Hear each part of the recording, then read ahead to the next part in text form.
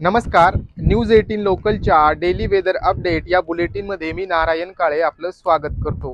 राज्यभरातील हवामानाच्या स्थितीचा आढावा आपण या बुलेटिनच्या माध्यमातून घेत असतो. राज्यात मागील 2-3 दिवसांपासून पावसाने उसंत घेतली असल्याचं चित्र पाहायला मिळतंय. मात्र पुन्हा एकदा राज्यावर मान्सून सक्रिय होणार असून राज्यातील 6 जिल्ह्यांना ऑरेंज तर 11 जिल्ह्यांना येलो अलर्ट देण्यात आलाय.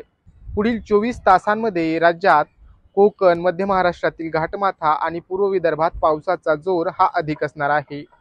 पाहुयात पुढील 24 तासांसाठी राज्यातील विभागवार हवामानाची स्थिती कशी राहील. सुरुवात करूया राज्याची राजधानी असलेल्या मुंबईपासून. मुंबईमध्ये मागील 24 तासांमध्ये मध्यम स्वरूपाच्या पावसाची नोंद करण्यात आली. पुढील 24 तासांमध्ये मुंबईतील आकाश हे साधारणपणे ढगाळ राहून मध्यम स्वरूपाच्या पावसाची शक्यता हवामान विभागाने वर्तवली आहे. तर मुंबईतील कमाल तापमान 31°C तर किमान तापमान 26°C एवढं असणार आहे. तर कोकण विभागातील रायगड, रत्नागिरी आणि सिंधुदुर्ग या जिल्ह्यांना ऑरेंज अलर्ट देण्यात आलाय.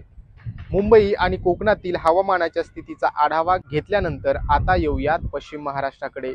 पश्चिम महाराष्ट्रातील प्रमुख शहर असलेल्या पुण्यामध्ये मागील काही दिवसांमध्ये झालेल्या मुसळधार पावसाने जनजीवनावर परिणाम झाल्याचं पाहायला मिळालं. पुढील 2 ते 3 दिवसांसाठी पुणे जिल्ह्याला मुसळधार पावसाचा इशारा हवामान विभागाने दिलाय.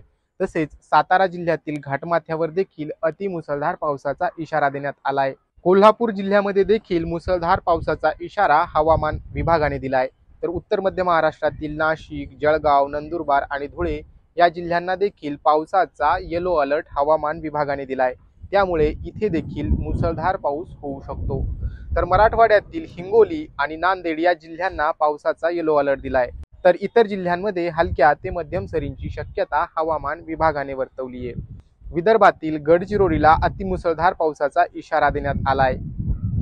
तर चंद्रपूर आणि गोंदिया या जिल्ह्यांना देखील येलो अलर्ट देण्यात आला असून इथे मध्यम स्वरूपाच्या पावसाची शक्यता आहे. तर मंडळी, हा होता राज्यभरातील हवामानाच्या स्थितीचा आढावा. तुमच्या जिल्ह्यामध्ये हवामानाची स्थिती कशी आहे हे आम्हाला कमेंट बॉक्समध्ये नक्की कळवा. हवामानाचे अपडेट्स दररोज जाणून घेण्यासाठी पाहत रहा लोकल 18 मराठी.